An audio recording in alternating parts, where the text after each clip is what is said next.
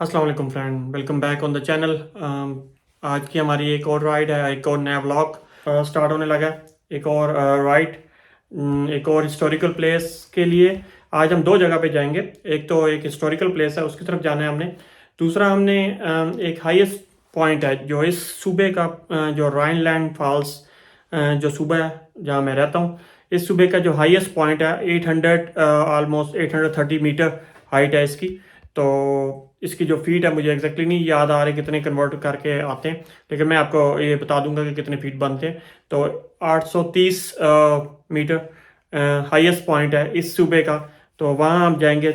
उससे पहले हम लोग एक हिस्टोरिकल प्लेस पे जाएंगे जो कि एक रोमन की कबर कह लें आप उसे। कहा तो यही जाता है कि रोमन ग्रेव, यानी रोमन्स की कबर है। तो जब रोमन्स यहाँ पे मौजूद थे तो कहा जाता है कि 175 AD, 175 ईस्वी में, यानी आज से तकरीबन 2000 साल पहले, तकरीबन 2000 साल या 1900 कुछ कह लें आप, पहले की वो कबर है।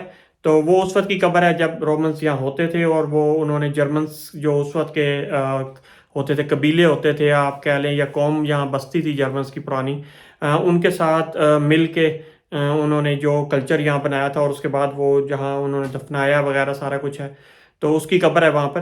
तो चलें, चलते हैं, राइड भी करते हैं साथ साथ, और आपसे बातें भी करते जाएंगे, और वहाँ कब्र पे पहुँच के और उसके बाद आगे दूसरी हाईएस्ट पॉइंट पे पहुँच के फिर आपसे आगे बातें करते हैं। तो फ्रेंड, ये है जी जर्मनी के वही खूबसूरत रोड, फिर से बैक कंट्री रोड सारे के सारे। और हम लोग इस तरफ जा रहे हैं।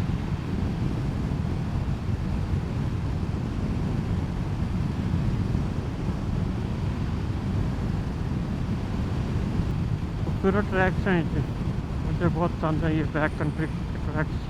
जैसे मैं हमेशा कहता हूँ कि इस पीछे बैक कंट्रीज के जो ट्रैक्स हैं ना, ये मुझे बहुत पसंद है। सिर्फ एक चीज़ की कमी है जर्मनी में, और वो है ऑफ रोडिंग। कभी ऑफ रोडिंग की इजाज़त मिल जाए ना तो क्या मज़े है।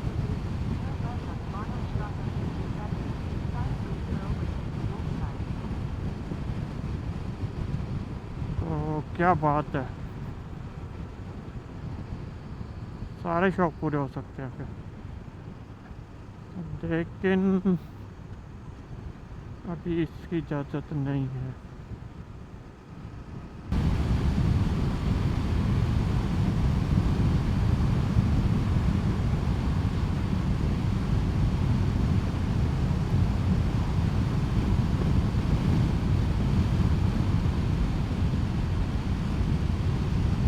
ये जी ब्रिकनफील्ड के हैं, पिचपॉक ठाल यहाँ जगह का नाम है, और ब्रिकनफील्ड का इलाका है ये सारा। ब्रिकनफील्ड के इस इलाके में जी पहाड़ भी हैं और बहुत कुछ है। ये तकरीबन आप कह लें कि हम लोग इस वक्त इंटर हो रहे हैं नेचुरल पार्क के जोन में, ब्रिकनफील्ड में और हुंसरुक में। जहाँ हम जा रहे हैं जो हाईएस्ट पॉइंट है वो भी हुंसरुक में है। हुंसरुक जो है सारे का सारा एक नेचुरल पार्क के तौर पे माना जाता है। यहाँ पे बहुत सारे जंगल हैं और बहुत सारी खूबसूरत जगह हैं देखने वाली। तो इंशाल्लाह आने वाले टाइम में इसका भी हम विज़िट करेंगे कंप्लीट तौर पे। तो ये जी ईडा ओगोस्टाइन है, यहाँ से ये पत्थर निकलते हैं साइड पे। मैं आपको दिखाता हूँ, अगर सही लोकेशन आई तो थोड़ी सी, तो मैं आपको दिखाता हूँ कि मैं कहाँ से बात कर रहा हूँ। ये आप सामने देख रहे हैं, ये सारा इलाका जो है पत्थरों का है। यहाँ से मरमर के पत्थर, संगमरमर के और जो कीमती पत्थर हैं वो निकलते हैं। तो ये इस इलाके की खसूसियत है, जो ओगोस्टाइन की जो शुरू हुआ है अभी। तो इन सारे पहाड़ों से ये पत्थर निकलते हैं और इसकी खुदाई करते रहते हैं ये लोग। तो इसकी खुदाई से ये पत्थर वगैरह निकालते हैं। कीमती पत्थरों के अलावा दूसरे पत्थर भी निकलते हैं जो इस्तेमाल किया जाता है। जर्मनी में संगमरमर बहुत महंगा मिलता है, ऐसा नहीं है जैसे हमारे पास पाकिस्तान में बहुत सस्ता होता है, यानी अफोर्डेबल है। सामने देखें जी कैसी धूप लग रही है, अल्लाह की शान है, इतनी चमक में है वो। ऐसा ग्रास है, अगर कैमरा आपको दिखा सके तो।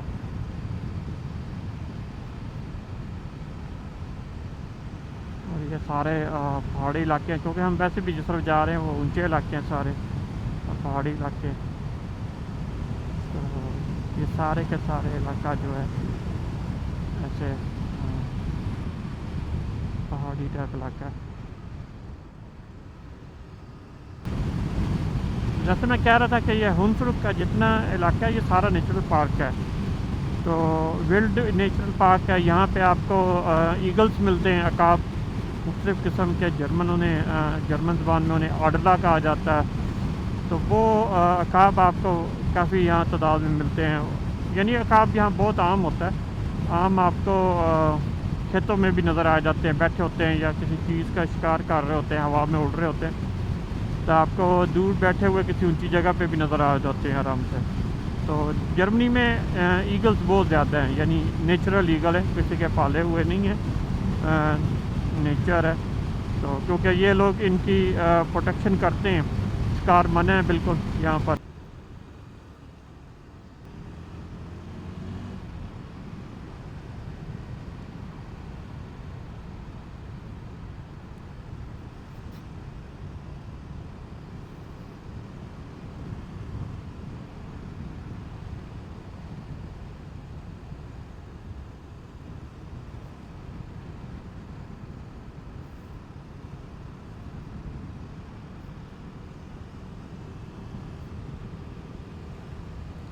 तो ये हम आ गए जी, इसके पास आ गए। ये वो इलाका है जहाँ पे वो कवर क्राफ्ट मौजूद है। ये साइड पे गोल्फ है, गोल्फ प्लस है। इधर आए हम लोग इसको देखने, तो देखते हैं साथ साथ। अभी देखिएगा कि कहाँ पे रोमन्स ने अपना आके बनाया था ये सारा कुछ, और हो सकता है ये उनकी वो कब्र हो जो जंग में वो मारे गए हों उस वक्त। कोई कंफर्मेशन नहीं है इसकी, सिर्फ ये है कि इसकी जो हिस्ट्री मिलती है 175 एडी जो ईस्वी है, 175 ईस्वी, यानी आज से तकरीबन 1900 साल पहले, आप कह लें 2000 साल पहले की बात है, 1900 साल 1800 साल ऐसे तकरीबन। तो उस वक्त की बात है ये। तो जहाँ पे जंगल में तो कोई आबादी नहीं होनी इस टाइम पे। आप ये घने जंगल देख रहे हैं, ये सारे जो जंगल ऐसे बने हुए हैं, ये आप सोचे कि उस वक्त क्या हालत होगी। ये तो सड़क भी इन्होंने जंगल के अंदर से बनाई है, तो ये सारे कुछ जो है ये जंगल के अंदर ही है इसका। और ये सारा जो जंगल के अंदर ये बना हुआ हिस्सा है, इसके अंदर ही वो हो सकता है यहाँ लड़ाइयों में मारे गए हों उस वक्त में। काफ़ी ज़्यादा पॉसिबिलिटीज़ हैं इस चीज़ की। तो उधर ही उन्होंने दबा दिया और बाद में कभी वापस आके इसके ऊपर ये चीज़ बनाई उन्होंने।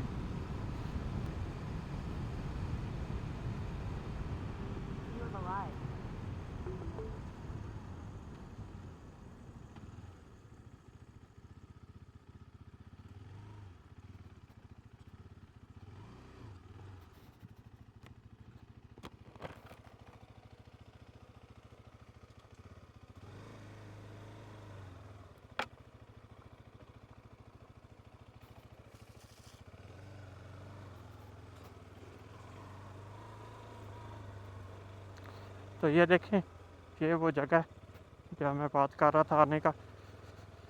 हम आ गए हैं इस जगह पे, और आपको दिखाता हूँ। ये आपको अब नज़र आ रही होनी है यहाँ पे ये कवर सी।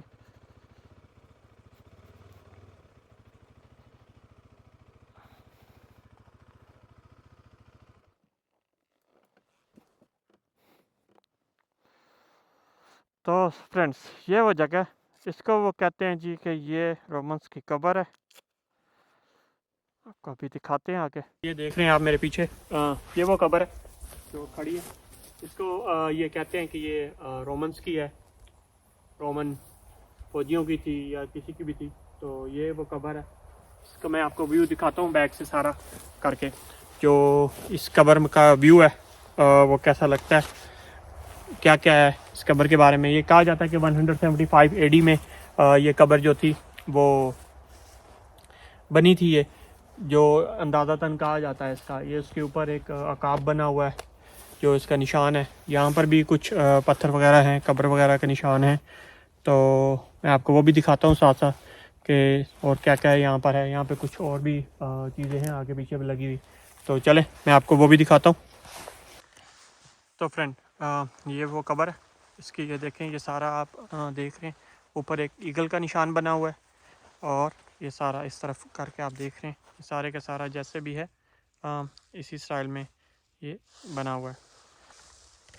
तो ये सारा वो है जिसे आप देख रहे हैं, ये सारी की सारी ये वो कब्र है। सारी काफ़ी बड़ी साइज़ में है, तो इसलिए ख्याल यही हो सकता है कि ये काफ़ी ज़्यादा लोगों की हो तो यहाँ पर थे। और हो भी सकता है कि ये कब्र ना हो, कुछ और हो, लेकिन गवर्नमेंट इसे कब्र डिक्लेयर किया हुआ है, तो इसका मतलब है कि इनको यहाँ से कुछ ना कुछ मिला है जिसकी वजह से इसे कब्र डिक्लेयर किया है। यहाँ से और भी बहुत सारी चीज़ें मिली हैं जो कि यहाँ पे नज़दीक तरीन एक म्यूज़ियम है ब्रेकनफील्ड का, जो मैंने आपको रास्ते में इलाका बताया था। तो उसके ब्रेकनफील्ड के म्यूज़ियम में वो बाकी सारी चीज़ें वहाँ इन्होंने रख दी हैं। ये आप देख रहे हैं कितनी बड़ी है ये कब्र, और ये 175 AD के टाइम पे इसका बताया जाता है, जो इनको इंफ्रास्ट्रक्चर मिला था उस वक्त ये बनाया गया था सारा। ये आप देख रहे हैं ये सारा इलाका। तो यहाँ पे आबादी का तो कोई नामो निशान नहीं है नज़दीक तरीन अभी भी। तो इसका मतलब है कि ये ऐसा ही कुछ था जो इन लोगों ने उस वक्त बनाया था, कि हो सकता है जंग के टाइम पे या किसी और चीज़ के दरमियान टाइम पे जो कुछ इनका था वो इन्होंने यहाँ पे खड़ा कर दिया था, या फिर कोई इनका यहाँ पे कैंप होता था जंगल के अंदर ही, क्योंकि ये सारा जंगल का इलाका था। तो इस सारे जंगल के इलाके में आपको अगर यहाँ हो सकता है कैंप हो जिसके ऊपर ये लोग अपने फौजी दफना के चले गए थे उस वक्त के। ये देखें, ये इतना बड़ा एक पत्थर स्टैचू के तौर पे खड़ा किया हुआ है इन्होंने, और ये इसके सामने ये ईगल बना हुआ है, सारा कुछ है। और इसी तरह और ये हमारी बेबी वुल्फ खड़ा है। और इसके अलावा यहाँ पे अब ये देखें, आपको ये पत्थर मिलते हैं ये सारे, ये भी इंफ्रास्ट्रक्चर इसके साथ का ही था जो यहाँ खड़ा किया गया था बैठने के लिए या जैसे भी था। और ये इस टाइम गवर्नमेंट ने ये खड़ा किया यहाँ पर, यहाँ पे कुछ बैठने के लिए बैठना चाहे और गार्बेज के लिए सामान रखा गया सारा कुछ। और बाकी ये इंफॉर्मेशन है जिसमें ये बताया जाता है कि ये वाली चीज़, ये ग्राबन जो थी 1976-77 में यहाँ पे मिली है, और इसके अंदर से ये स्टैचूज़ वगैरह ये सारी चीज़ें मिली हैं। ये इसकी वो जो पुरानी तस्वीर है आप देख सकते हैं, जब ये मिली थी तो इसकी खुदाई करके इसको कैसे निकाला गया इस जगह से।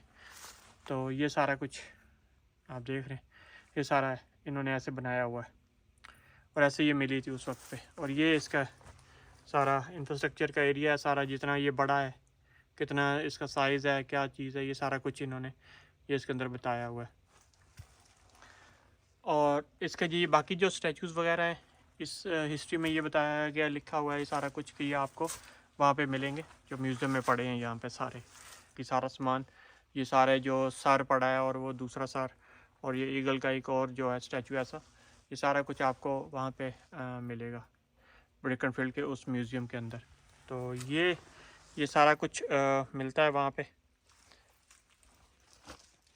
ये हमारी बेबी वुल्फ खड़ी है। और अभी तो ये जगह मैंने आपको सिर्फ दिखानी थी कि ये सारी जगह थी।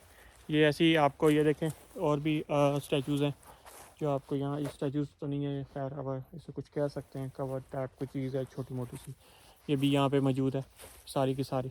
तो ये सारे यहाँ पे हैं, और बाकी आपको नज़र आ ही रहा है ये पीछे सारा जंगल ही है, कुछ नहीं है यहाँ आबादी का तो कोई नामो निशान नहीं है दूर दूर तक। और इसलिए कुछ कह नहीं सकते कि यहाँ पे कभी आबादी होती भी होगी। यही है कि जंगल के अंदर कोई कैंप था उनका जहाँ पे उन्होंने अपने बंदे दफना दिए जो उस वक्त जंग में यहाँ हो सकता है कोई झड़प हुई हो जंगल के अंदर ही, क्योंकि उस वक्त जर्मन ज़्यादातर और बाकी सारे भी यूरोप के जो पीछे के हिस्से थे ये सारे जंगल वाले, इनमें ये जंगल के अंदर ही रह के लड़ते थे। रोमन्स के साथ ओपन में लड़ नहीं सकते थे क्योंकि रोमन की आर्मी बहुत ताकतवर होती थी। तो उस वक्त ये लड़ाइयाँ इनकी ऐसे जंगल के अंदर से होती थी और जंगल के अंदर से गुजर के रोमन आर्मी को कहीं ना कहीं दूसरी तरफ जाना होता था। तो ये इस जगह पे भी कुछ ऐसा ही हो सकता है, ये मेरा अपना अंदाज़ा है, जो तारीख़ मिलती है मैं उस हिसाब से अंदाज़ा लगा रहा हूँ।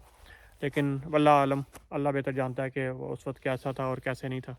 तो ये सारा कुछ है जी, व्यू है। चलें चलते हैं अपने अगले डेस्टिनेशन की तरफ, क्योंकि सनसेट भी होने वाला है और वही वहाँ देखने का मज़ा आता है। तो चलें चलते हैं।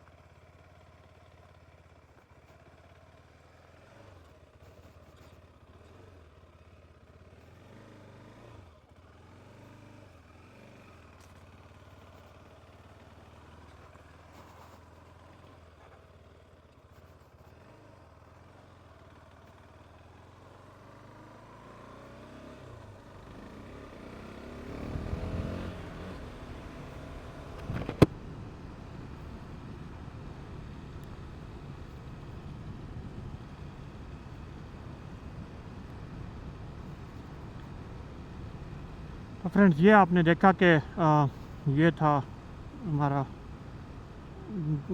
पहला स्टॉप, जहाँ पे हमने रुक के रोमन ग्रैब को देखा, रोमन की कब्र्स को देखा। जैसे थी मैंने आपको दिखाया, ये भी हिस्टोरिकल एक प्लेस है जो इस जंगल के अंदर है, जो काफ़ी ये घना जंगल है, इसके अंदर है ये। तो इस तरफ कोई नहीं है मेरे ख्याल में। वो जो अंकल डॉगी वाले फिर रहे थे उनकी गाड़ी ये खड़ी है, जो अपने छोटे से डॉग के साथ इधर आए हुए थे घूमने फिरने। तो अदरवाइज़ दूसरा तो कोई इधर बंदा दूर दूर तक नामो निशान ही नहीं है आबादी का कि कोई है भी सही कि नहीं। इवन मेरे जीपीएस को भी जो दूसरा बेस का जीपीएस है उसको ये लोकेशन ही नहीं मिल रही कि मैं हूँ कहाँ पर इस टाइम जंगल के अंदर। तो ये सारा जंगल का इलाका है, टोटली ये घना जंगल है। जैसे मैंने कहा, ये देखें आप, ये नेचुरल पार्क के इलाके हैं सारे। तो यहाँ पे से तो आपको दूर दूर तक कुछ नहीं मिलता। और इसका ये सारे का सारा जो इलाका है, ये सारा जितना भी इलाका है, ये सारा ये बहुत पुरसकून और ऐसा इलाका। तो ये घने जंगल का इलाका है। इसमें आबादी का तो यानी आबादी थी, अभी भी है, लेकिन काफ़ी दूर थी।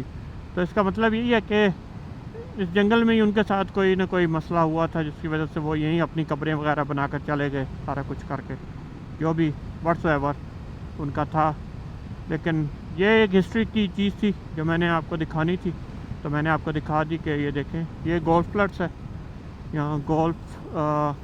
गोल्फ ग्राउंड किसे कहते हैं आप, यहाँ गोल्फ का खेला जाता है, सारा ये गोल्फ का एरिया है और साथ ही खेत वगैरह है। तो अभी मैं यहाँ खड़ा होकर इसको देता हूँ, इसको मेरी लोकेशन मिल गई है। तो मुझे लगता है जंगल के अंदर उसको वो लोकेशन ही नहीं मिल रही थी, तो उसके ख्याल में यहाँ है ही कुछ नहीं। सो